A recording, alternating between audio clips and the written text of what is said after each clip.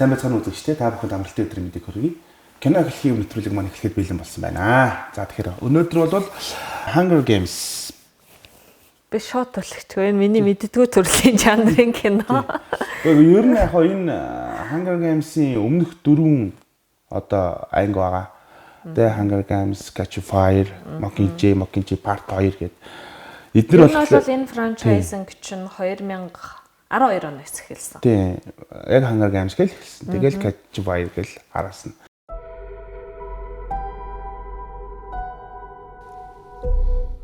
Би та бүхэнд үлсгэлэн тоглоомын үүсгэн байгуулагчийг танилцуулахдаа туйлын баяртай байна. Каска хай ботом захирал. Тоглоом бүрт зочин ирдэг. 10 дахь удаагийн жил бүрийн суглааны ёслолын ажиллагаа. Энэ ёслолоор бид дүүрэг бүрээс 2 хүүхдийг сонгож, Капитолын талбарт өлсгөлэн тоглоомд өхөн хөгтлөн тэмцүүлэхээр илгээдэг. 12 дугаар дүрэг Люси Грей Бэйрд. Оролцогч бүрт өөрсдийн түүх бий. Энэ жил нэгэн том өөрчлөлт орсон. Чиглүүлэгчийн хувьд ноён Сноу таны үүрэг бол энэ хүүхдүүдийг үзүүлбэр болгох, амьд үлдээх биш. Хэн нэгний эцсийн тоглолтыг үзэхээр энэ үдэш цуглана гэдэг үнэхээр гай. Ялахтай гол нь биш шүү дээ. Ялгал хамгийн чухал байдаг юм. Муу мангасууд та нар бүгдээрээ Өлсгөлэн тоглоомыг өөрчилсөн тэр домог.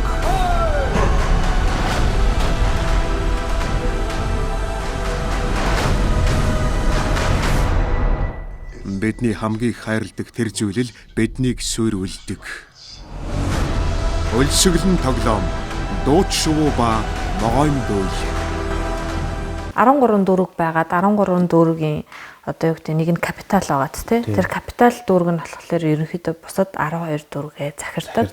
Тэгээ энд амьдардаг 12-оос 18 насны эрэгтэй нэг, эмэгтэй нэг хүүхдүүдийг сонгож аваад за сонгож авсан хүүхдүүдээ бол одоо муухайгаар хэлэх юм бол хооронд нь алалцуулдаг. Тий, тэгээд нөгөө нийгэм сэтгэл зүй барьдаг нэг тийм арга барил нь тийм юу гаргадаг. Одоо нэг Parch гэж цэвэрлэгээ гэдэг кино байдаг шүү дээ. Parch гэж цэвэрлэгээ зэрэг ер нь бас нэг тийм шүү дээ. Ер нь хүмүүсийг нэг юм юугаар нь сэтгэлээр нь тий тийм зүйлээр нь одоо барих гэж хичээдэг. Тий хооронд нь алалцуулдаг. Тэрнтэй ерөнхийдөө ялгаа байхгүй.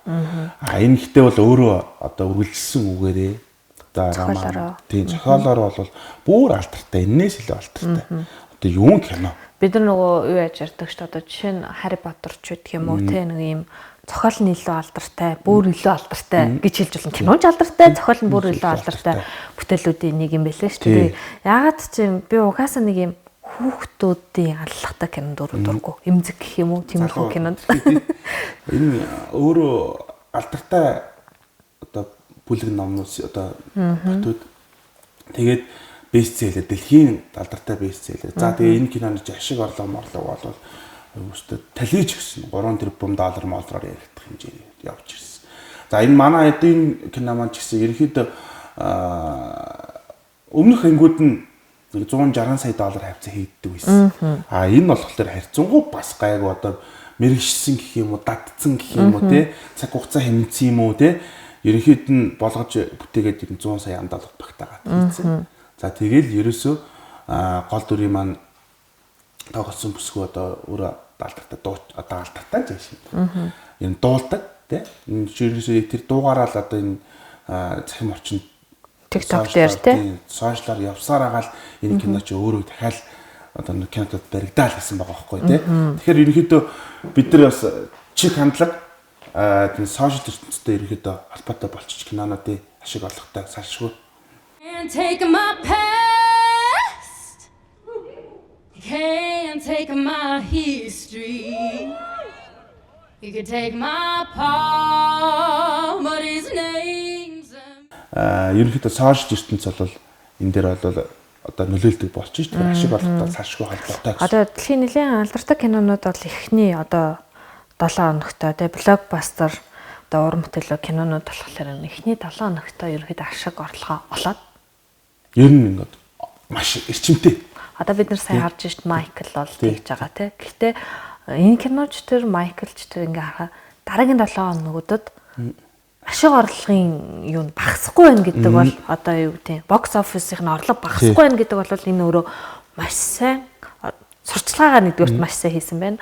Хоёрдугаарт юу гэдэг. Тэртээ тэрнгүү зохиол өөр алдартай дараагийнхаа нөгөө нэг ангиудыг хүлээж идэг үзэгч маш олон байдаг. Энэ үзэгчтэй одоо хөсөн хүлээсэн кино энэ дэлхийд нэлээд амжилттай болоход нь түлхэц олон фэнүүдтэй л гэж хэлж байна.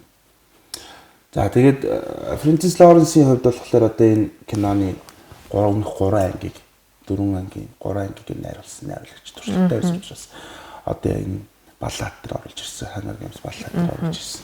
Энэ дүр маань өөрөө болохоор одоо угаасаа л дуулдаг бүсгүй. Тэгээд одоо энэ нөгөө нэг дуулаад байгаа алдартай дуун тий энэ дуулаад байгаа алдартай дуун киноны турш ингээд дуулагдаад байгаа энэ дуу болохоор одоо өөрөө тэр юун дээр очиж одоо гэдэг дооны бишид ордон штэ. Дооны бишид ордгоо ороогүй. Тийм хоолой бишид ораагүйгээр өөрөө шууд нөгөө нэг юун дээр амдаараа тийм одоо кино зураг авалтын баг гэдэг зураг авах бэлэн экшн зохиход шууд өөрөө болж гарсан. Тиймдээ нөгөө нэг юм хоолой жичиргээ тэгээ амьсгаа эдгэрний илүү нөгөө нэг юм бодтой хүмүүст ингээд хүрсэн. Тэгээ өөрөө ч сайн дуулдаг юм байл. Can't take my charm, can't take my humor. You can take my world, 'cause it's just a rumor. Тухайн үед явж исэн одоо тэр нөгөө талсан хэсгүүд тэр дуунууд алдартай болсон ийм яг энэ Hunger Games яг энэ ангийг бол бэлгэж өгсөн байдаг. Энэ шиг байгаа юм. За тэгээ Фрэнсис Лоренсийн хувьд бол одоо ямар ч тийм одоо илүү дутуу юм ярих шаардлагагүй 3 анги хийцэн ажилласан. Тэгээд одоо тий энэ нэг эхлээс нь ахуулаа байцсан хүн учраас одоо энэ дээр бол ямар ч одоо асуудал байхгүй төвгүйхэн сайхан ажиллаад энэ кино дээр мэдээж ашгаа хийдгээрээ хийсэн 3 дахин их ашиг олсон гэдэг үстэй. Одоо тийм баг шиг байна. 100 саяар бүтээд 3 дахин их ашиг олсон. Тийм. Цэвэр ашиг нь хийдгээд байдаг үлээ эн чинь тийм тэгж яриад байдаг шүү дээ. Тэгэхээр ер нь бол энэ кино бол яг өөрийн гэсэн өнгө төрхтэй үзэгчтэй бүгдний хийсэн Harry Potter, Star Wars тэгээ ингээд яг энэ дотор чинь бас Hobbit гэдэг ороод ирж байгаа. Hobbit яг тэгсийг үздэг. Тийм. Тэр light байж болж байна. За яг нэг юм франчайз уран бүтээлүүдэд дуртай хүмүүс байдаг. Тэр яг дуртай бүр яг нэг франчайзаа барьж үздэг хүмүүс байдаг. Нийтлэлийнх нь бол ингээд ерөнхийдөө дуртай байдаг бол тэргээр өвчлцсэн хүмүүс байдаг. Өвчлцсэн гэсэн үг шүү дээ. Бүр ингээд тэр нь бүр ингээд чи сэтгэлээ өгцөн гэл номнууд нөрөөстэй ингээд DVD-нүүд нөрөөстэй ингээд байж идэг. Тэрнтэй яг адилхан Hunger Games яг тийм. Яг Hunger Games-ийг ингээд үзээд энэ үсгэлэн тоглоомыг ингээд үзээд дараагийн анги хизээ гарах бол яах бол ингээд хараад байж идэг. Ингээд дэлхийд дээр сая юм бэ. Тиймдэл 3 тэрбум долларын ашиг орлого олдог. Ийм төрлийн одоо юу байхгүй франчайз байхгүй. Тэгээд одоо яг энэ сайн киноны үйл явдлууд нь ерөнхийдөө юу гартай. Өнөөдөр болохоор нөгөө миний мэдхгүй киног үзэж байгаагүй. За яг үнэндээ бас сайн ойлгохгүй киног яриад байгаа болохоор би ч сонсоод байна л да. Яг миний төсөөллөөр бол энэ маш алдартай роман байдаг. За зохиолч нь бол Сюзанне Коллинз бичсэн юм бестселлер роман. Тэнд нэг юм зохиомл хот байгаад тах шиг байгаа. Капитал нэртэй тий. Энэ Капитал гэдэг хот нь бол ерөөсөө 12 одоо юу гэдэг 13 дүүрэг байлаа гэхэд 12 дүүрэг нь энэ Капитал хотоор тижээгддэг. Одоо эдний ерөнхийлөгч гэж нэг хүн байгаад байгаа. Энэ чэнэс хүүхдүүдийг авчираад нөгөө тулалддаг гэж төрүүлсэн шүү.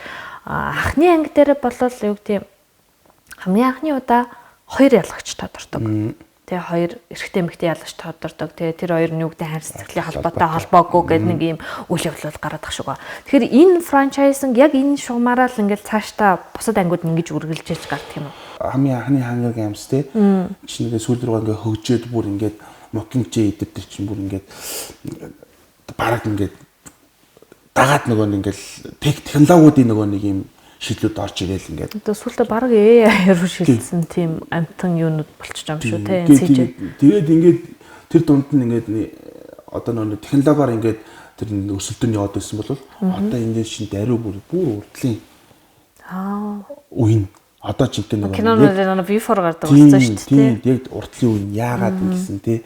Яагаад тэр нөгөө нэг одоо манай Hunger Games-ийн одоо ихний гол дөрөөс яагаад гэтлээ айгаад байгаа юм дэс нөө яагаад тэр эзэн айгаад байгаа юм.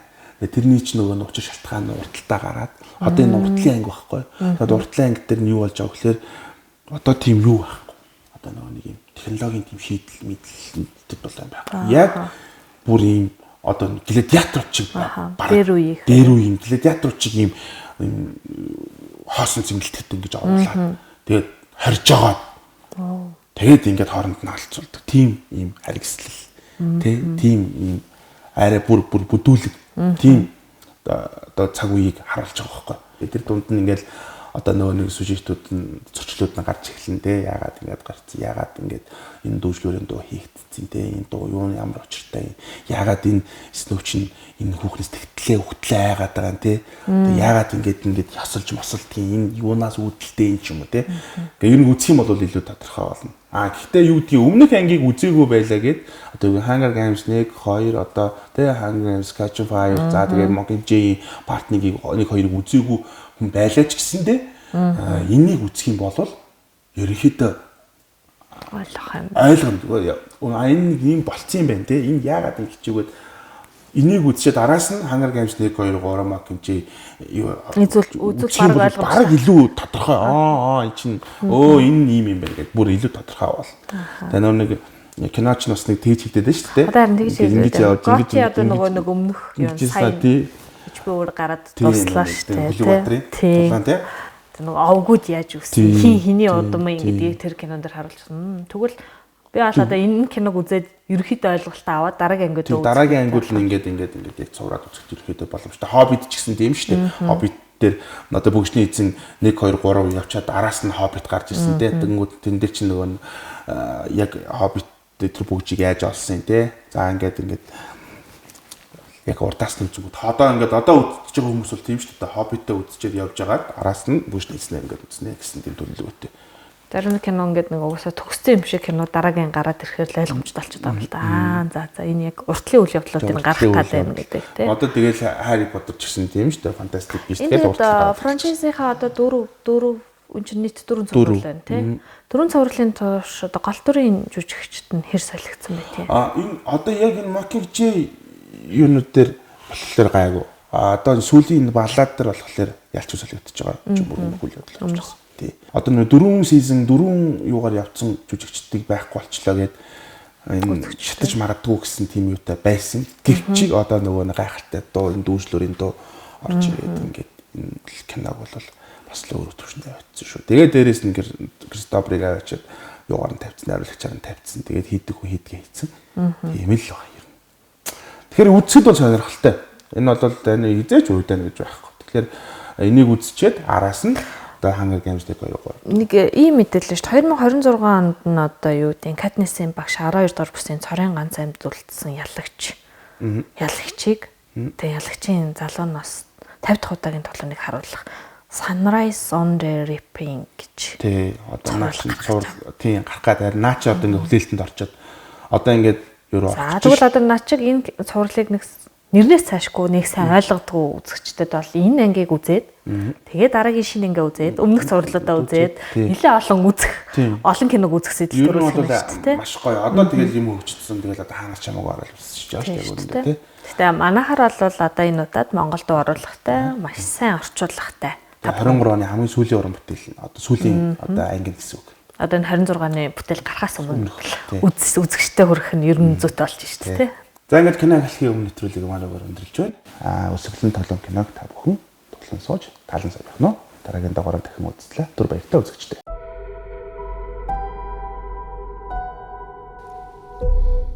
Би та бүхэнд өсөглөн тоглоомын үүсгэн байгуулагчийг танилцуулахдаа туйлын баяртай байна. Каска хай ботом захирал. Тоглоом бүрт зочин ирдэг.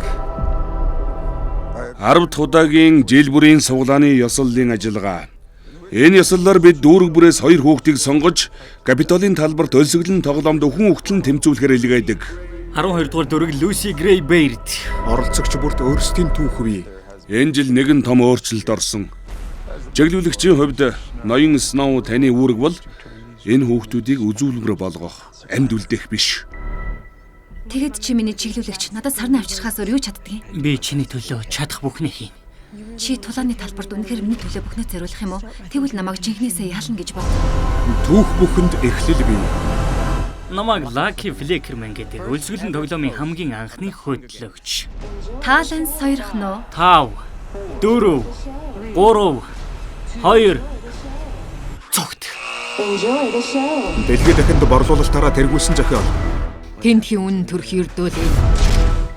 Ам болох айцаар тэжээгдэх үед бид хэр хурдан өөрсдөө ангууч болж хуурч байгааг харав уу? Соёл иргэншил ямар хурдан суурч байгааг.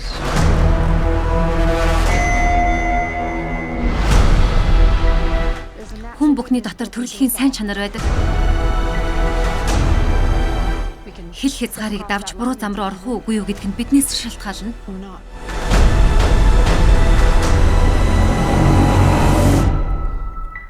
Чи сонсвоо яала? Цас унаж байгаа нь сонсогдож байна. Хэн нэгний эцсийн тоглолтыг үзэхээр энэ үдэш цуглана гэдэг үнэхээр гайхав. Ялахтай гол нь биш шүү дээ. Ялгал хамгийн чухал байдаг юм. Муу мангасууд та нар бүгдээрээ Өлсгөлэн тоглоомыг өөрчилсөн тэр домог.